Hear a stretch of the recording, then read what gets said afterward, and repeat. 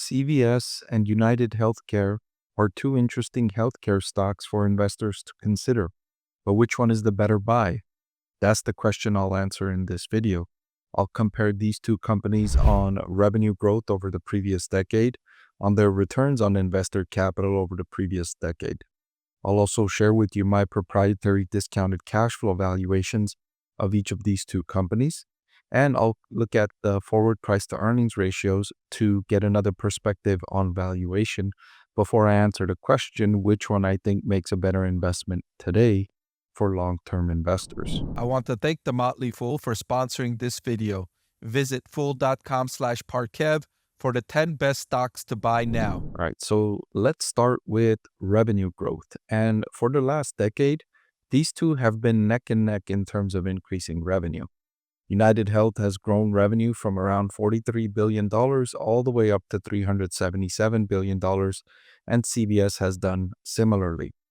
They've generated compound annual growth of around 13% for CVS and 12% for UnitedHealth. The big difference being that CVS has been more acquisitive, generating the revenue growth as a result of acquisitions, while UnitedHealth has generated the revenue growth more so on organic revenue growth. However, UnitedHealth faces more challenges heading into 2025, or I shouldn't say heading into, but completing 2025. The company's CEO just resigned, and they removed their guidance on revenue and profitability for 2025. They're also reportedly under criminal investigation, which they denied the report that they are under criminal investigation. The next thing I wanted to compare these two healthcare companies on is the returns on investor capital. This measures how good the companies are at taking investor money and turning it into profits and cash flow, and doing so effectively. UnitedHealth has done a better job at this metric in the previous decade, averaging over 10% in that time and closing out the last reported update at 11%. It's up from 7.3% where they started in 2016. Meanwhile, CVS has gotten worse at this.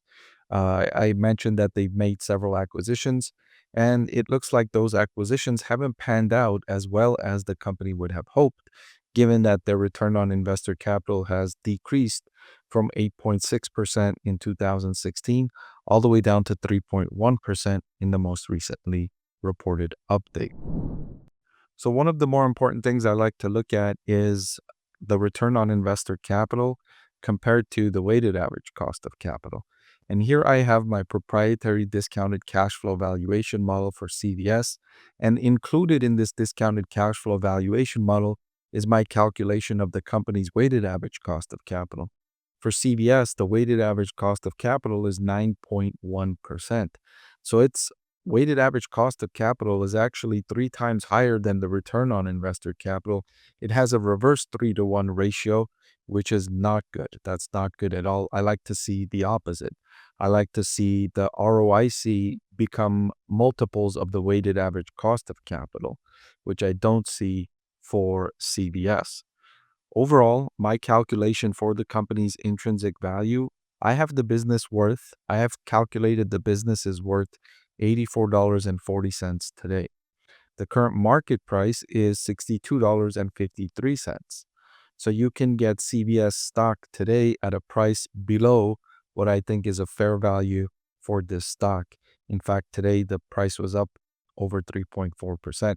Now, CVS does have a lot of debt, over $82 billion in debt, and that's reflected in a higher cost of debt because that makes the business more risky than otherwise, right? When a company has $82 billion, $83 billion in debt, when the cost of debt is increasing as U.S. government bond rates increase, the company has to pay interest expense on that debt, and that makes the company's cash flow go towards paying down interest costs, which reduces its ability to invest in growth, reduces its ability to opportunistically make another acquisition. It constricts and constrains the company's growth prospects. All else being equal, you wouldn't prefer a company to have over $82 billion in debt when the market cap is only $79 billion.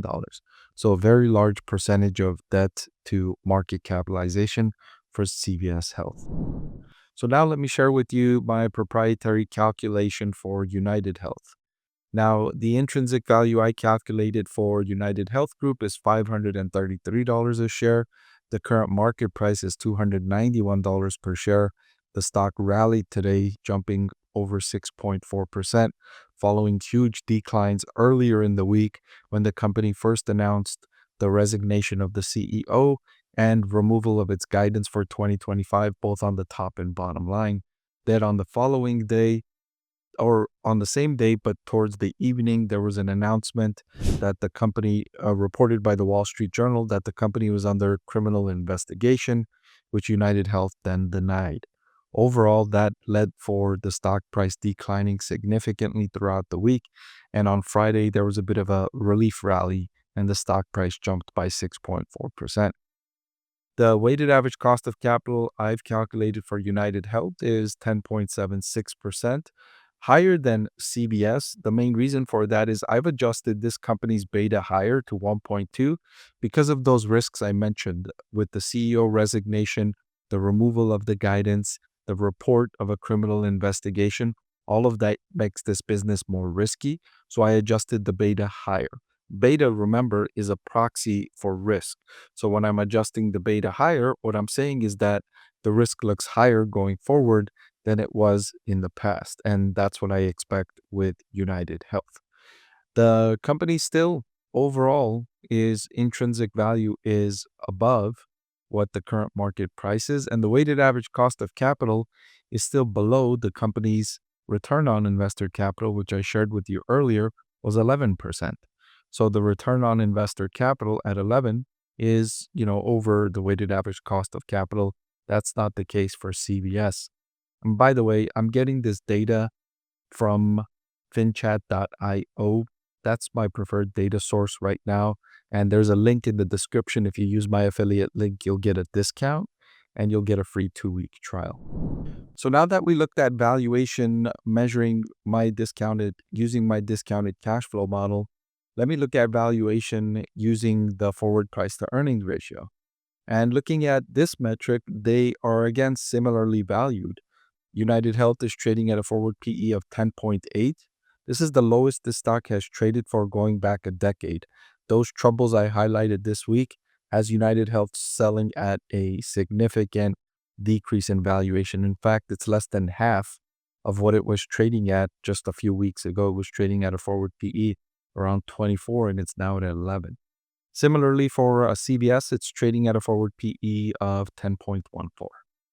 If I had to pick between these two stocks today, the stock I would buy would be United Health.